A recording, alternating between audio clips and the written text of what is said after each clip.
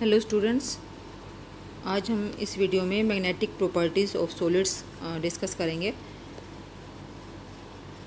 जितने भी सब्सटेंसेस हैं सभी में कुछ ना कुछ मैग्नेटिक प्रॉपर्टीज़ होती हैं। उसका रीज़न क्या है? उसका रीज़न है प्रेजेंस ऑफ इलेक्ट्रॉन्स। हम जानते हैं कि every substance is made up of atoms, ठीक है। और एटम्स के अंदर क्या है? इलेक्ट्रॉन्स तो होंगे ही होंगे, और इलेक्ट्रॉन्स के होने से ही उनके अंदर मैग्नेटिक प्रॉपर्टीज़ आ जाती हैं। तो ऐसा कैसे है? तो इसके लिए हम चलते हैं 10th क्लास की तरफ, जहाँ पर आपने magnetic effects of electric current के बारे में पढ़ा था, ठीक है। उसमें आपको अगर ध्यान हो, एक सोलेनॉइड के बारे में भी था डिस्कशन, एक टॉपिक था कि एक जो सॉफ्ट आयरन की रोड, जिसको सोलेनॉइड को हिंदी में परिनालिका भी कहते हैं, सॉफ्ट आयरन की रोड जो है उसके चारों तरफ अगर हम एक वायर लपेट देते हैं, ठीक है, और इस ये जो वायर है इसमें से हम इलेक्ट्रिक करंट पास करते हैं, तो ये जो रोड है ये मैग्नेट बन जाती है, ठीक है। तो ऐसा क्यों हुआ? ऐसा इसलिए हुआ क्योंकि जो ये वायर है, इलेक्ट्रिक वायर, इसमें से क्या फ़्लो कर रहा है? इसमें से इलेक्ट्रिक करंट फ़्लो कर रहा है। और इलेक्ट्रिक करंट फ़्लो करने का रीज़न क्या है? इसका रीज़न है फ़्लो ऑफ इलेक्ट्रॉन्स। मीन्स कि अगर इलेक्ट्रॉन्स फ़्लो कर रहे हैं, इलेक्ट्रॉन्स मूव कर रहे हैं, तो इलेक्ट्रिक करंट फ़्लो कर रहा है। इलेक्ट्रिक करंट फ़्लो कर रहा है तो उसके फ़्लो करने से उसके चारों तरफ एक मैग्नेटिक फील्ड प्रोड्यूस हो जाता है। मीन्स कि अगर इलेक्ट्रॉन्स, किसी भी सब्सटेंस के अंदर जो इलेक्ट्रॉन्स हैं, उनकी मूवमेंट के कारण, उनकी गति के कारण वो अपने चारों तरफ थोड़ा सा मैग्नेटिक फील्ड प्रोड्यूस कर लेते हैं। इसीलिए every substance show some magnetic properties. किसी में कम मैग्नेटिक प्रॉपर्टीज़ होती हैं, किसी में ज़्यादा होती हैं, या किसी में ऐसा भी होता है कि मैग्नेटिज्म बिल्कुल होता ही नहीं है। तो उनके रीज़न्स क्या हैं वो हम पढ़ेंगे। और इलेक्ट्रॉन जो है वो मैग्नेटिक फील्ड क्यों प्रोड्यूस करता है, उसकी मूवमेंट क्यों इलेक्ट्रिक फील्ड प्रोड्यूस करती है, उसका रीज़न ये है कि हम सब जानते हैं कि इलेक्ट्रॉन्स जो हैं ऑर्बिटल्स के अंदर होते हैं, है ना। और ऑर्बिटल्स में अगर आपको ध्यान हो, एक ऑर्बिटल में मैक्सिमम 2 इलेक्ट्रॉन्स आ सकते हैं, दैट 2 विद अपोजिट स्पिन। एक इलेक्ट्रॉन जो है वो अपनी स्पिन पर भी मूव करता है, स्पिनिंग करता है, जैसे कि एक लट्टू करता है, ठीक है। और एटॉमिक न्यूक्लियस के चारों तरफ भी वो मूव करता है। और जब वो इस तरह की दो मूवमेंट्स, जो इलेक्ट्रॉन्स है वो दो मूवमेंट्स शो करता है, वन अराउंड द न्यूक्लियस, और अदर जो सेकंड है वो क्या है? Spinning on its own axis. अपने ही एक्सिस के चारों तरफ ये इर्द गिर्द घूमता है, और दूसरा जो है वो अराउंड द न्यूक्लियस। ये दो मूवमेंट्स के कारण ये इलेक्ट्रिक फील्ड प्रोड्यूस करता है। क्योंकि ऐसा कहा जाता है कि ये फिजिक्स में आप लोगों ने पढ़ा होगा कि कोई भी चार्ज्ड पार्टिकल है, उसकी अगर मूवमेंट हो रही है, movement of charged particle produce magnetic field around it. अगर कोई चार्ज पार्टिकल मूव करता है तो वो अपने चारों तरफ थोड़ा सा मैग्नेटिक फील्ड प्रोड्यूस कर लेता है, और इसीलिए उस सब्सटेंस के अंदर मैग्नेटिक प्रॉपर्टीज़ देखने को मिलती हैं। तो जो सॉलिड्स हैं, जो मैग्नेटिक प्रॉपर्टीज़ है किसी भी सब्सटेंस की, जो इलेक्ट्रॉन्स की मूवमेंट्स हैं, उसके कारण जो इलेक्ट्रिक फील्ड प्रोड्यूस होता है, उसको हम रिप्रेजेंट किस में करते हैं? उसको हम रिप्रेजेंट करते हैं मैग्नेटिक मूवमेंट से। Magnetic movement of a substance describe the strength of magnetic field produced by that substance, ठीक है। कोई सब्सटेंस कितना मैग्नेटिक फील्ड प्रोड्यूस कर रहा है वो हमें उसकी मैग्नेटिक मूवमेंट की वैल्यू से पता चलता है। और इसकी जो यूनिट्स हैं वो हैं बोहर मैग्नेटॉन।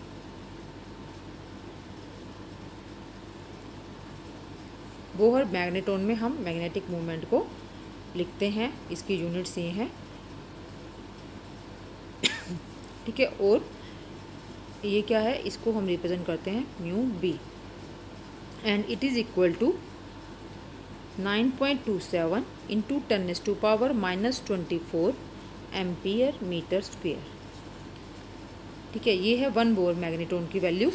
काफ़ी कम वैल्यू है। तो कोई भी एक सिंगल इलेक्ट्रॉन जो होता है वो बहुत ही लो वैल्यू का मैग्नेटिक फील्ड प्रोड्यूस करता है, इसलिए जो मैग्नेटिक मोमेंट की वैल्यू है वो काफ़ी कम होती है उसके कारण।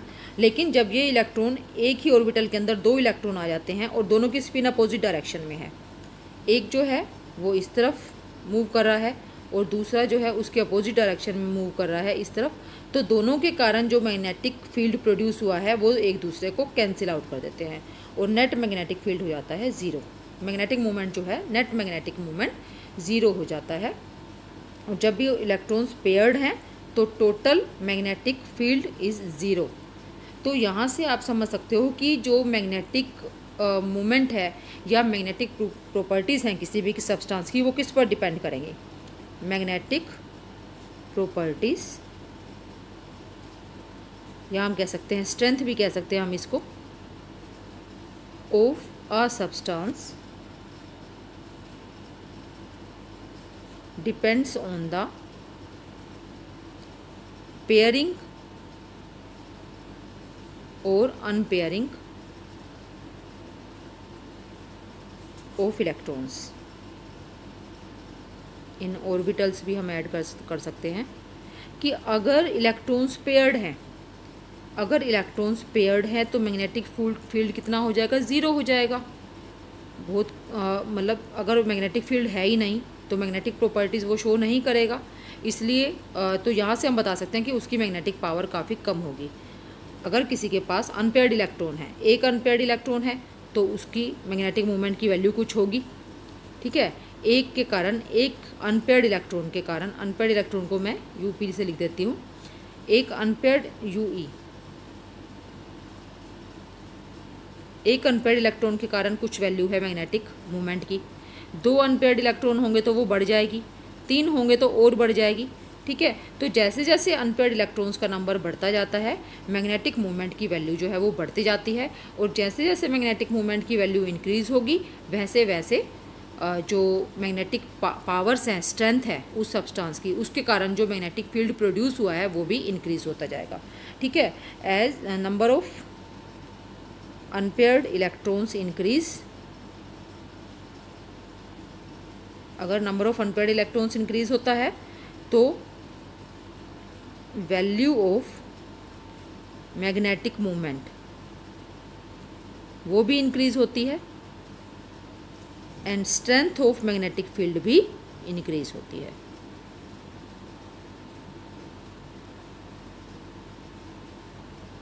ठीक है। और अगर अनपेयर्ड इलेक्ट्रॉन्स का नंबर ज़ीरो है तो मैग्नेटिक फील्ड की वैल्यू बहुत कम है या फिर ज़ीरो है, ठीक है, ज़ीरो हो जाएगी। With number of decrease in number of unpaired electrons magnetic field decreases.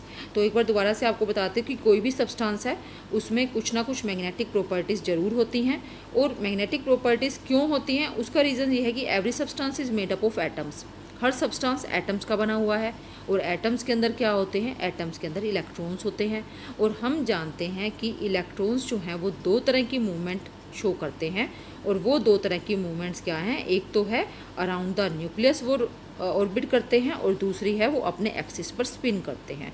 और ये quantum mechanics, I think quantum mechanics में है फिजिक्स की, कि कोई भी चार्ज्ड पार्टिकल अगर मूव करता है तो वो अपने अराउंड एक मैग्नेटिक फील्ड प्रोड्यूस कर लेता है। तो इस तरह से दो तरह की मूवमेंट शो करने वाले इलेक्ट्रॉन्स भी अपने चारों तरफ मैग्नेटिक फील्ड प्रोड्यूस करेंगे, ठीक है। और ये जो मैग्नेटिक फील्ड है इसको हम रिप्रेजेंट करते हैं मैग्नेटिक मूवमेंट से, एंड इसकी यूनिट्स हैं बोहर मैग्नेटोन, जिसको म्यू बी से हम रिप्रेजेंट करते हैं, and 1 Bohr magneton is equal to 9.27 into 10⁻⁻24 ampere metre square. बहुत ही कम वैल्यू है, ठीक है। और अगर इलेक्ट्रॉन्स पेयर्ड हो जाएं, एक ही ऑर्बिटल में दो इलेक्ट्रॉन्स हैं, तो दोनों इलेक्ट्रॉन्स अपनी स्पिन को कैंसिल कर देते हैं and total magnetic moment becomes equal to zero, means no magnetic field and no magnetic property substance will show, ठीक है। तो अब हम देखते हैं कि इसके बेसिस पर, मैग्नेटिक प्रॉपर्टीज़ के बेसिस पर जो सब्सटेंसेस हैं वो 5 टाइप्स के हैं। First one is paramagnetic substance. हम मैग्नेटिक प्रॉपर्टीज़ के बेस पर सब्सटेंसेस को 5 कैटेगरीज में डिवाइड कर रहे हैं। First is paramagnetic substances. Paramagnetic substances क्या हैं? They are weakly attracted by magnet, attracted by a magnet, weakly attracted by magnet. ठीक है, एक तो ये है। और इसका नेक्स्ट पॉइंट क्या है कि they behave like a magnet. अगर इनको हम किसी मैग्नेटिक फील्ड में रख दें तो ये एक मैग्नेट की तरह से बिहेव करते हैं। लेकिन इससे इम्पोर्टेंट क्या है कि दे lose there magnetism, they lose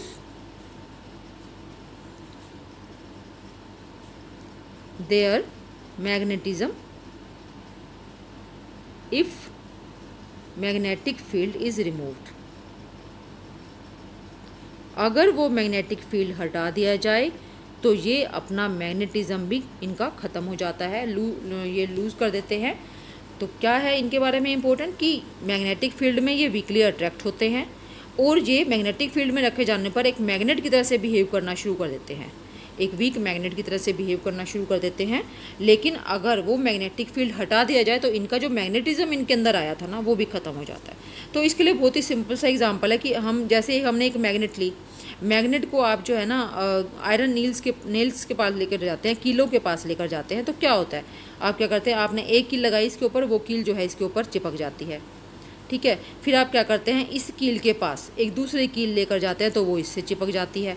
फिर आप इसके पास एक और कील लेकर जाते हैं तो वो इस तरह से ये चिपक जाती हैं लंबी सी। ठीक है, लेकिन अगर मान लो आपने अब ये क्या कर रही है, ये जो सभी नेल्स हैं, आयरन नेल्स हैं, ये सभी मैग्नेट की तरह से बिहेव कर रहे हैं। ये तो एक ट्रू मैग्नेट है, एक्चुअल मैग्नेट है। लेकिन ये क्या है, ये पैरामैग्नेटिक हैं। क्यों है पैरामैग्नेटिक? पैरामैग्नेटिक की तो ये हमने प्रॉपर्टीज़ ऊपर पढ़ी है ना, वीकली अट्रैक्टेड बाय मैग्नेट। ठीक है, ये हो रही हैं अट्रैक्ट मैग्नेट से। Behave like a magnetic field, वो भी कर रही हैं, क्योंकि ये जो कील थी ये इसने मैग्नेट की तरह से ही एक दूसरी कील को अपने से चिपका लिया, अट्रैक्ट कर लिया। तो ये पॉइंट भी, ये सेकंड पॉइंट भी ये इनके ऊपर लागू हो रहा है। लेकिन third point, they lose there magnetism if magnetic field is remove. अब आपने क्या करना है, ये जो फर्स्ट वाली नेल थी इसको इस मैग्नेट से अलग कर देना है। जैसे ही आप इसको अलग करोगे इस मैग्नेट से, वैसे ही ये सारी जो नेल्स हैं ये भी अलग होकर नीचे गिर जाएंगी। तो ये थर्ड पॉइंट भी ये इन पे अप्लाई हो रहा है, they lose there magnetism if magnetic field is removed. ठीक है, तो ये है पैरामैग्नेटिज्म, और ये जो फिनोमेनन है इसको पैरामैग्नेटिज्म कहते हैं। एंड दिस इज़ और ये सबसे जो इम्पोर्टेंट बात है इसके अंदर, ये किस में होता है, if substance has unpaired electrons. ये उनमें होगा जिनके ऑर्बिटल्स में अनपेयर्ड इलेक्ट्रॉन्स होंगे। जैसे जैसे अनपेयर्ड इलेक्ट्रॉन्स का नंबर बढ़ेगा पैरामैग्नेटिज्म जो है वो बढ़ता है। ठीक है, तो the substances which has unpaired electron in their orbitals they show paramagnetism and they behave like a magnet in magnetic field and they lose there magnetism when magnetic field is removed. और इसके जो examples हैं इसके dioxygen, ठीक है, iron 3 positive, unpaired electrons chromium 3 positive. ठीक है, ये इसके एग्जाम्पल्स हैं पैरामैग्नेटिक सब्सटेंसेस के। इसके बाद नेक्स्ट जो है सेकंड टाइप के, एक हमने क्या किया, first type of magnetic property के बेस पर जो फर्स्ट टाइप के सब्सटेंस हैं दे आर पैरामैग्नेटिक सब्सटेंस। अब हम सेकंड टाइप के सब्सटेंसेस करेंगे, डायामैग्नेटिक सब्सटेंस।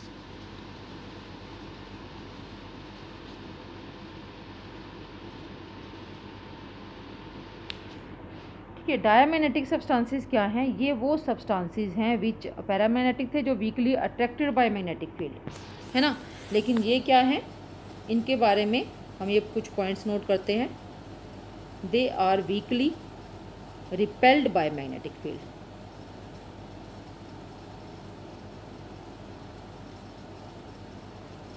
अब पैरामैग्नेटिज्म क्यों था, due to presence of unpaired electron. लेकिन ये क्या है, they have all the electrons paired in their orbitals. अगर सभी इलेक्ट्रॉन्स जो ऑर्बिटल्स हैं उनके अंदर सभी इलेक्ट्रॉन्स पेयर्ड हैं तो टोटल जो स्पिन है वो ज़ीरो हो जाएगी और मैग्नेटिक फील्ड क्या हो जाएगा, वो भी ज़ीरो हो जाएगा। ठीक है, तो डायमैग्नेटिज्म वो सब्सटेंसेस शो करते हैं जिनमें सभी इलेक्ट्रॉन्स पेयर्ड हैं और इसलिए बिल्कुल भी उनके अंदर एक भी अनपेयर्ड इलेक्ट्रॉन नहीं है। और क्यों है ऐसा, because paired electrons cancel their magnetic movement.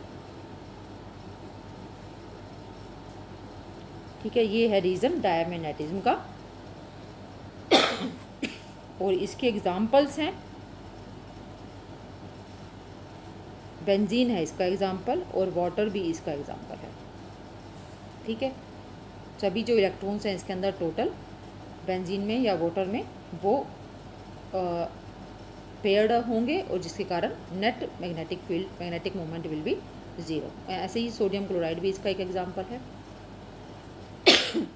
Third type के जो हमारे सब्सटेंसेस हैं मैग्नेटिक प्रॉपर्टीज़ के बेस पर, उनको समझने के लिए हम एक टर्म है डोमेन। डोमेन का मतलब समझते हैं। डोमेन हम मैग्नेटिक डोमेन इसको कह सकते हैं या डोमेन इन मैग्नेटिज्म, क्योंकि डोमेन अलग अलग फील्ड में डोमेन का मतलब अलग अलग हो सकता है, लेकिन यहाँ पर हम मैग्नेटिक डोमेन की बात कर रहे हैं। इसमें क्या है कि जो बाकी तीन तरह के जो मैं आपको सब्सटेंसेस बताने वाली हूँ, जो हमने दो तरह के सब्सटेंसेस पढ़े हैं, पैरामैग्नेटिक सब्सटेंसेस और डायमैग्नेटिक सब्सटेंसेस, वो दोनों सब्सटेंसेस हमने देखे कि ऑर्बिटल के अंदर इलेक्ट्रॉन्स पेयर्ड हैं या अनपेयर्ड हैं, उसके बेस पर हमने उनको डिस्क्राइब किया। लेकिन जो बाकी तीन तरह के सब्सटेंसेस हैं उनमें एक्चुअली क्या होता है, उनमें कुछ एटम्स जो हैं, सम एटम्स ग्रुप टुगेदर, वो ग्रुपिंग कर लेते हैं, कुछ एटम्स जो ग्रुप में इकट्ठे हो जाते हैं फॉर्मिंग डोमेन्स, और उससे डोमेन बन जाते हैं। वो जो बनेगा वो होंगे डोमेन। और इन डोमेन में क्या है, जो इलेक्ट्रॉन्स, एटम्स के जो इलेक्ट्रॉन्स हैं and electrons of atoms lie randomly in absence of magnetic field. इसकी क्या खास बात है, अगर मैग्नेटिक फील्ड नहीं है तो ये जो इलेक्ट्रॉन्स हैं ना वो रैंडमली पड़ेंगे। जैसे मान लो ये एक डोमेन है, इसके अंदर कई सारे एटम्स हैं, तो सभी एटम्स के जो अनपेयर्ड इलेक्ट्रॉन्स हैं वो यहाँ पर हैं। ठीक है, और वो रैंडमली उनकी प्लेसिंग हो रखी है, कोई किस तरफ है कोई किस तरफ है। जैसे आप देख रहे हो ये रैंडमली पड़े हुए हैं, जब तक मैग्नेटिक फील्ड नहीं लगा तब तक ये रैंडमली पड़े हुए हैं। लेकिन मैग्नेटिक फील्ड लगते ही अगर हम इन एटम्स को, इस सब्सटेंस को मैग्नेटिक फील्ड में रख दें तो ये अब इनकी जो अलाइनमेंट है ना, जो हमने ये अलाइनमेंट दिखाई है रैंडम अलाइनमेंट, ये अलाइनमेंट इनकी चेंज हो जाती है। जो बाकी तीन तरह के सब्सटेंसेस हैं उसमें अब हम देखते हैं कि क्या होता है जब हम इन सब्सटेंसेस को with randomly placed electrons, randomly arranged electrons or domains are placed in magnetic field, what happen to these substances। तो इसके लिए अब हम अपना जो नेक्स्ट हमारा टाइप है वो है फेरोमैग्नेटिक सब्सटेंसेस। डोमेन के बेस पर समझेंगे इसको। फेरोमैग्नेटिक सब्सटेंसेस, ये जो सब्सटेंसेस हैं they are strongly attracted by a magnetic field। अगर मैग्नेटिक फील्ड में इनको रख दिया तो ये स्ट्रोंगली, पैरामैग्नेटिक क्या थे वो वीकली अट्रैक्ट होते हैं, लेकिन ये जो सब्सटेंसेस है फेरोमैग्नेटिक सब्सटेंसेस ये स्ट्रोंगली अट्रैक्ट होते हैं। ठीक है, और इसके अलावा जो इसमें इम्पोर्टेंट बात क्या है, जो जैसे हमने पैरामैग्नेटिक में किया वही हम यहाँ पर देखेंगे, दे become magnets या behave like magnets in presence of magnetic field, बिल्कुल उसी तरह से जैसे कि पैरामैग्नेटिक सब्सटेंसेस शो करते हैं। मैग्नेटिक फील्ड लगता है तो वो मैग्नेट की तरह से बिहेव करते हैं, लेकिन they remain magnetic even if magnetic field is removed। Paramagnetic substances में क्या था, अगर आपने मैग्नेटिक फील्ड हटा दिया तो मैग्नेटिज्म भी ख़त्म हो जाता है, लेकिन फेरोमैग्नेटिक सब्सटेंसेस का मैग्नेटिज्म बना रहता है अगर आपने मैग्नेटिक फील्ड हटा भी दिया है तो भी।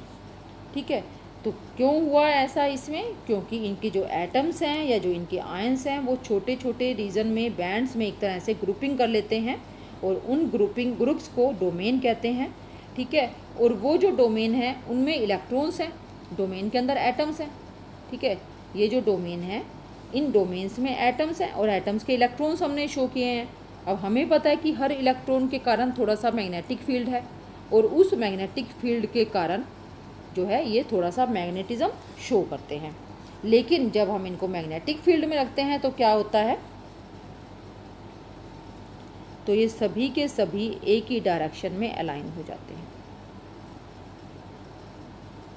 जब आपने इन सब्सटेंसेस को मैग्नेटिक फील्ड में रख दिया तो ये सभी जो मैग्नेटिक फील्ड की डायरेक्शन है, डोमेन्स अलाइन इन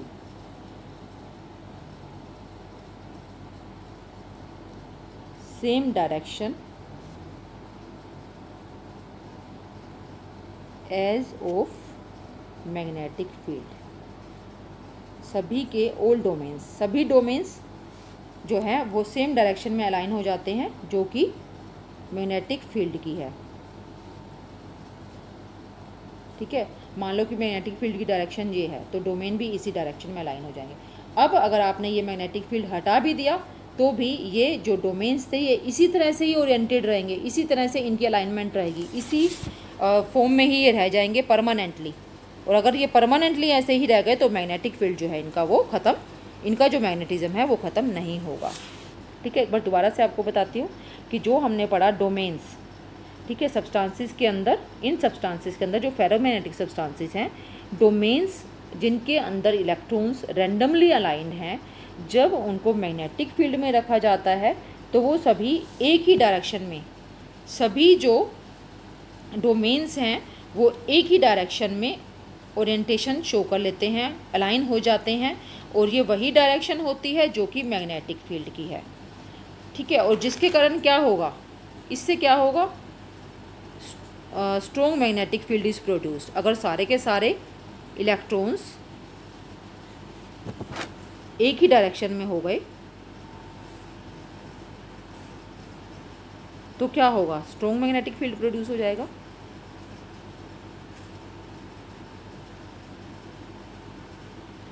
है ना। अब मैंने आपको बताया था कि अगर एक इस डायरेक्शन में है, एक इस डायरेक्शन में, इस तरह से है तो ये एक दूसरे को कैंसिल करते चले जाते हैं, है ना। लेकिन अगर ये सभी एक ही डायरेक्शन में हो जाए तो क्या होगा, सभी का मैग्नेटिक मूवमेंट ऐड हो जाएगा। मैग्नेटिक मूवमेंट ऐड हो गया तो मैग्नेटिक फील्ड की स्ट्रेंथ बढ़ जाएगी। ठीक है, तो ये है फेरोमैग्नेटिक सब्सटेंस।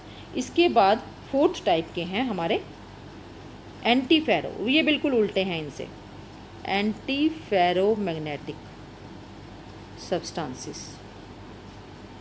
और फेरोमैग्नेटिक में क्या है, सारे के सारे सेम डायरेक्शन में है, लेकिन एंटी फेरोमैग्नेटिक में क्या है, वो अपोजिट डायरेक्शन में एक दूसरे को अलाइन कर लेते हैं इस तरह से।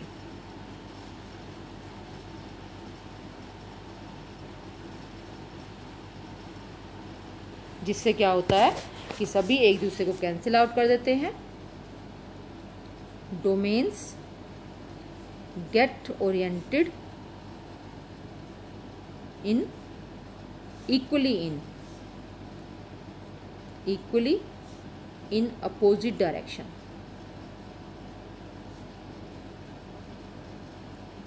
ठीक है, मतलब इक्वली, अगर एक डोमेन इस तरफ है तो एक इस तरफ, एक इस तरफ, एक इस तरफ, इक्वली जो ओरिएंटेशन है ना अपोजिट में वो इक्वल है। अगर 50 इस डायरेक्शन में है तो 50 ही इस डायरेक्शन में होंगे। ठीक है, जिसके कारण क्या होता है, सारा का सारा जो मैग्नेटिक फील्ड मूवमेंट है all the magnetic movements get cancelled out। सभी मैग्नेटिक मूवमेंट्स कैंसिल आउट हो जाते हैं, जिसके कारण क्या होता है कि जो मैग्नेटिज्म है वो ये शो नहीं करते हैं, ठीक है। और इसलिए ये बिल्कुल फेरोमैग्नेटिक सब्सटेंसेस के अपोजिट बिहेवियर शो करते हैं। और इनके जो एग्जांपल्स हैं वो है मैंगनीज ऑक्साइड, ठीक है। इसके बाद फिफ्थ टाइप के जो सब्सटेंसेस हैं दे आर फेरीमैग्नेटिक सब्सटेंसेस।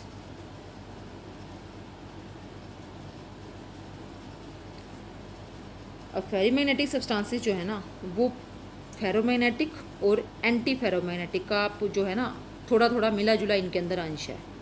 इसमें क्या है, डोमेन्स किस तरह से अलाइन होते हैं।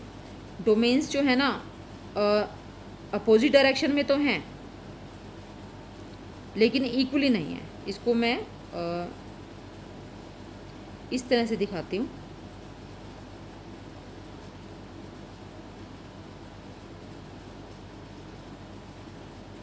इस तरह से अब आप देखो, जितने डाउनवर्ड डायरेक्शन में कितने हैं 2 हैं और अपवर्ड डायरेक्शन में कितने हैं 5 हैं। तो नेट जो मैग्नेटिक मूवमेंट है, नेट मैग्नेटिक मूवमेंट जो है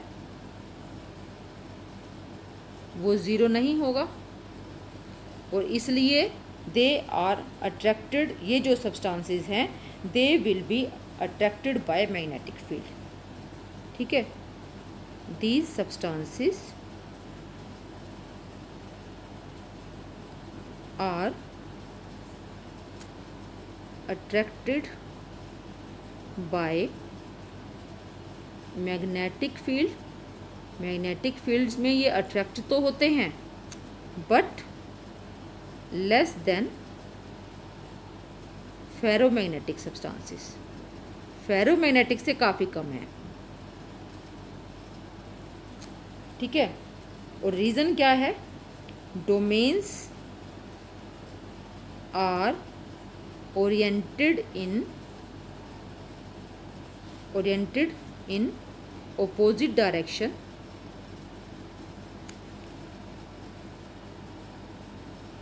but unequal in number, या लिख सकते हो आप but not equally, unequal in number या not equally, ठीक है। और इसलिए ये जो सब्सटेंसेस है ये मैग्नेटिक फील्ड इनमें के अंदर थोड़ा सा ये वीकली अट्रैक्ट होते हैं, लेकिन फेरोमैग्नेटिक सब्सटेंसेस ये काफ़ी कम अट्रैक्ट होते हैं मैग्नेटिक फील्ड में। और एक को जो इम्पोर्टेंट पॉइंट है वो क्या है, they lose their magnetic behaviour, they lose this magnetic behaviour, this means ferrimagnetic, this magnetic behaviour on heating. अगर आप इनको गर्म कर दोगे तो ये दिस मैग्नेटिक बिहेवियर मतलब कि फेरीमैग्नेटिक बिहेवियर लूज करके will become and will become paramagnetic,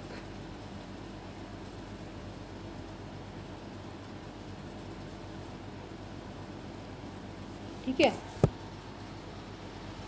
तो ये 5 तरह के हमारे सब्सटेंसेस हैं ये on the basis of magnetic properties, और इनके एग्जांपल्स भी एंड फेरीमैग्नेटिक के एग्जांपल्स हैं। ये जो सब्सटेंस है ना इसको बोलते हैं फेराइट, ठीक है। ये है मैग्नीशियम फेराइट हो गया, जैसे ऐसे ही जिंक फेराइट, मैग्नेटाइट भी है इसका example. These are examples of ferrimagnetic substances. तो दो सब्सटेंसेस पैरामैग्नेटिक और डायमैग्नेटिक सब्सटेंसेस हमने डिस्क्राइब किया on the basis of pairing और unpairing of electrons in orbitals. और जो बाकी 3 टाइप के हैं, ferromagnetic, antiferromagnetic and ferrimagnetic substances, they can be explained on basis of domains. ठीक है, और डोमेन क्या है? सॉलिड सब्सटेंस जो होते हैं, ये जो सॉलिड सब्सटेंसेस हैं या ये जो सब्सटेंसेस हैं तीनों टाइप के, अपने सॉलिड स्टेट में इनके एटम्स कुछ बैंड्स की फॉर्म में ग्रुप्स में अरेंज हो जाते हैं, इकट्ठे हो जाते हैं, जिनको डोमेन कहते हैं। और डोमेन में जो इलेक्ट्रॉन्स की अलाइनमेंट होंगी उसके बेस पर ही ये डिसाइड होगा कि ये फेरोमैग्नेटिक की तरह से बिहेव करेंगे, एंटी फेरोमैग्नेटिक की तरह से, या फेरीमैग्नेटिक की तरह से। ठीक है, तीनों की जो प्रॉपर्टीज़ है, जो पॉइंट्स हैं, उनको आप क्लियरली समझना, अच्छे से समझना। अगर फिर भी नहीं समझ में आता है, पॉइंट वाइज अगर आप करोगे तो आपको बहुत अच्छे से समझ आएगा, लेकिन अगर कहीं पर कोई भी डाउट है तो आप मेरे से पूछ सकते हो। Okay, thank you.